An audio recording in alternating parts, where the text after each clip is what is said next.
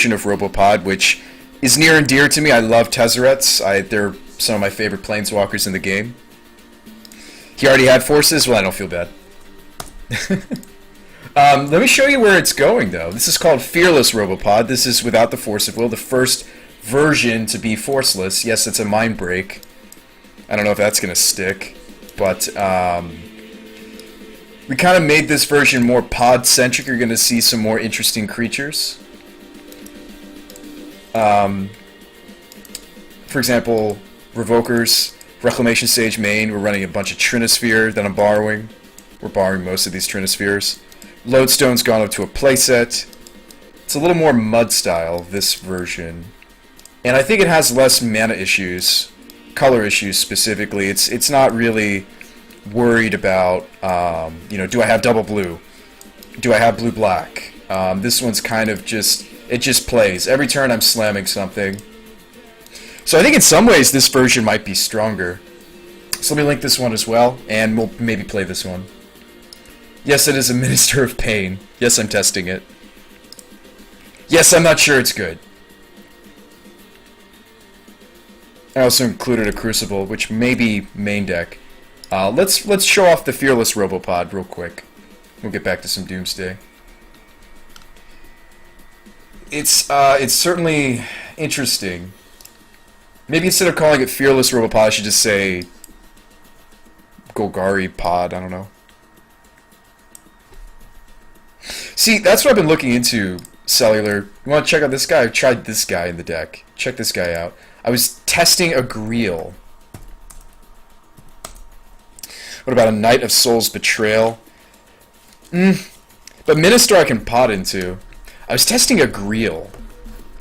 But then somebody said, you know what, Spawn? Probably pod into Sidisi into Casta Trinosphere is probably just going to be better for the combo matchups. Because this guy does need... I do have to untap with the Greel before I can... by the way, name this card. Name what his ability is. If anybody knows. It's... I'm pretty sure it's not Legacy legal.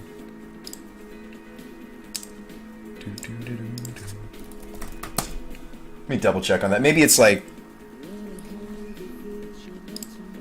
I'm gonna give you guys a second to name that card. Oh, match has started. What is the card name of Greel's ability? There's a card that does exactly what he does.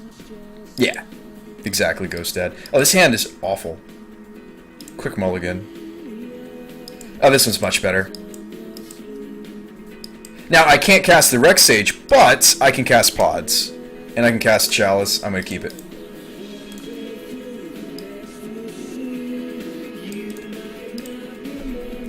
Yeah, it's Mind Twist. His ability is Mind Twist. It's an instant speed Mind Twist, mind you. Everybody was critical of that card, though. And I don't blame you for being critical of it. It didn't cost me anything to pick one up. It was like... 1,000th of a card. It was really cheap, is what I'm trying to say. It's instant speed Mind Twist. But we're gonna try the Sidisi. I think this is probably just better. It's a bigger body. She's got a better body. Grill's a little twimpy 3/3. She's a 4/6 Death Touch.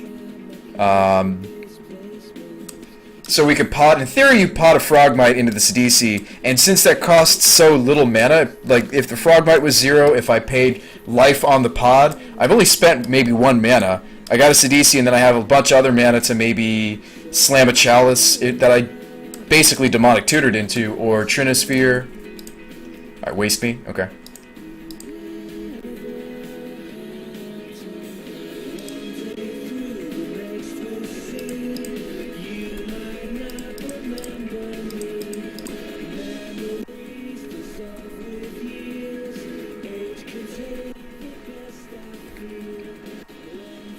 Alright, so we know what he is.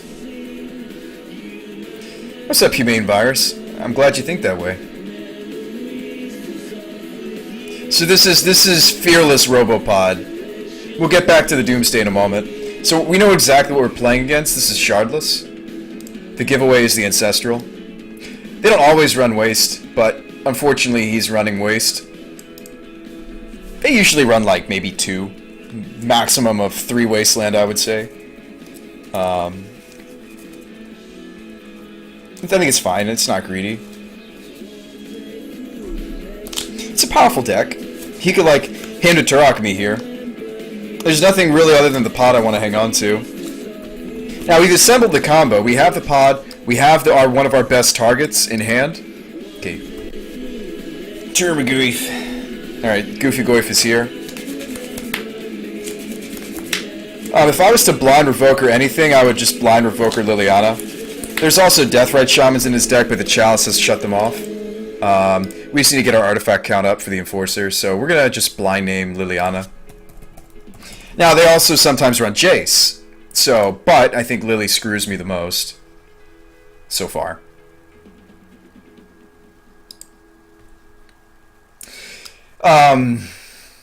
Interesting, well, it's not the first time I've seen that, but something we were talking about on the Romario stream earlier tonight was stifling an Ancestral Vision on its last, when its last suspend counter goes off.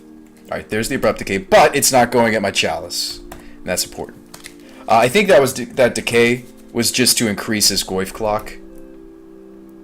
If we see another Chalice, I'm going to set it to 0. Alright, Darksteel. Okay, Enforcer costs 4. Pod, of course, costs me 3. So you know what's great is we're almost at Grizzle status. Check this out. So this Enforcer only costs me 3. Depending on what I draw off the top, I may go straight to Grizzlebrand.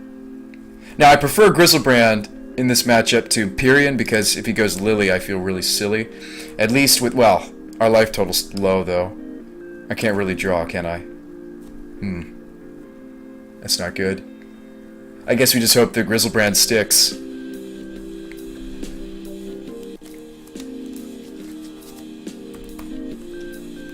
Stifle. Oh yeah, I mean Ancestral Vision, but not everybody knows about that, Ghost Dad. Not everybody knows that interaction, but yes, if they know that interaction, they should. Here's the Jace. Jace is pretty lights out. And the reason being, well, I think Lily and Jace, like, we're trying to do this much, much faster than this. I think that the Wasteland really slowed me down. Luckily for the opponent. It looks like it was the only waste he had, too. Now, I could Volras, or no, I can't, I have a Black Source. Okay, drew an Ancient Tomb. I mean, the fact that he can just Jace bounce us, I don't want to show him my party trick. I'm trying to think of another line, another way out. Could I, like, cast the Rex Sage and pot it into something? I guess I could pot it to a Lodestone, but Lodestone still also gets bounced.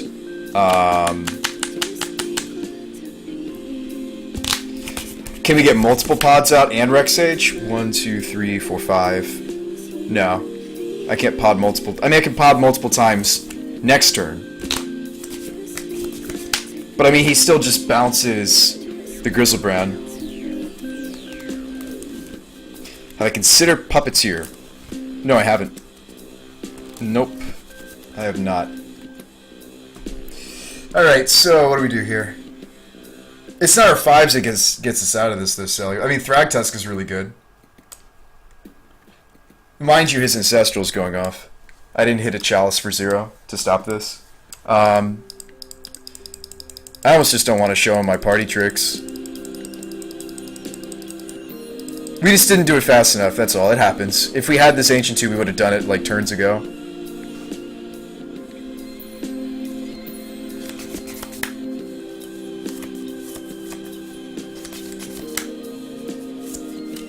What were you playing, Phil?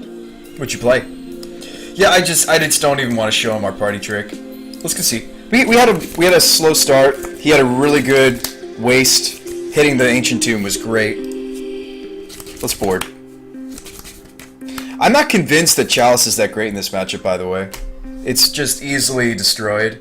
And you can bring in the Welding Jar to try to mitigate. You can bring in the Choke. You can bring in the Crucible. Stuff like that to try to mitigate. I think the Abyss is nice in this matchup.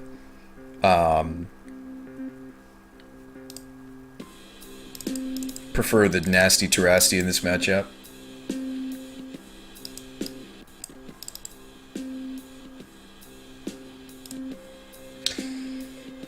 I'm not even blown away with something like Trinisphere either. I think I want these tools. I'll keep in the Chalice. We'll try to protect it. It's hard. They run a lot of Abrupt Decay.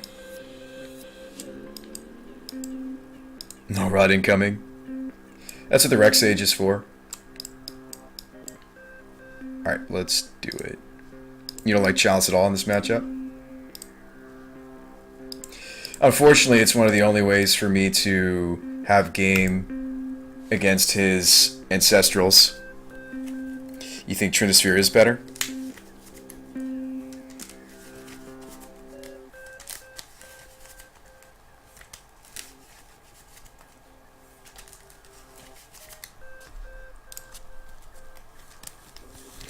Now this hand has the potential to go the distance.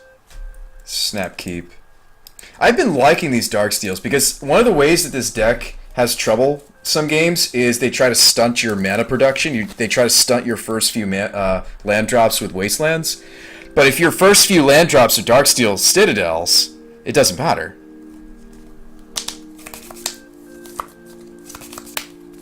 Oh, Grixis Delver's a cool deck.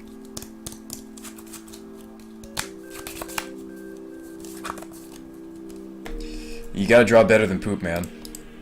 Just messing with you. Like, I like this opener a lot. I really like this opener. Anyway.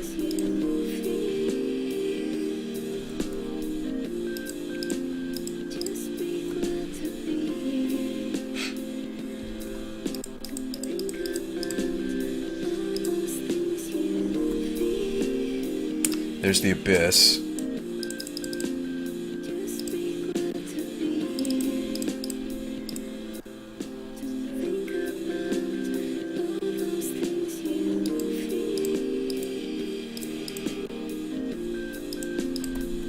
Let's see if you can force this Abyss too, buddy.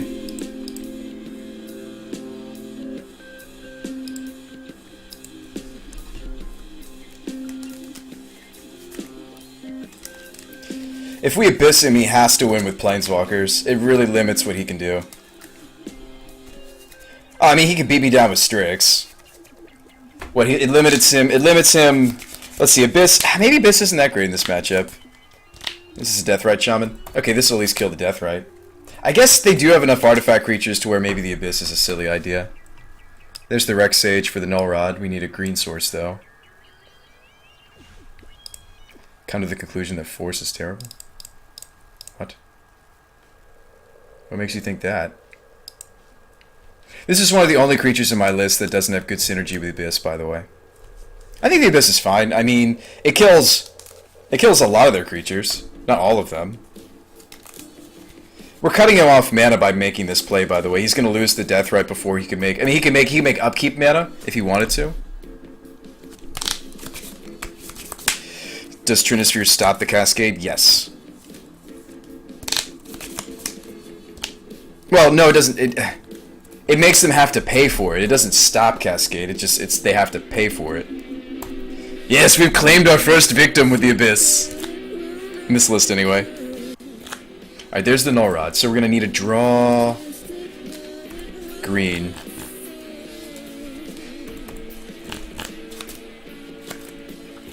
It's a little gross. I think I stunt his... what?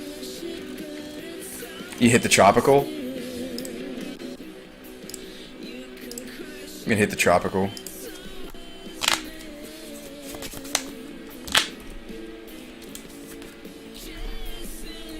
It's a necessary evil fail. Like, Force in Legacy. Him. It's a necessary evil. True Pod, can't cast Pod though. Go. This might be a really long drawn out fight. We'll see.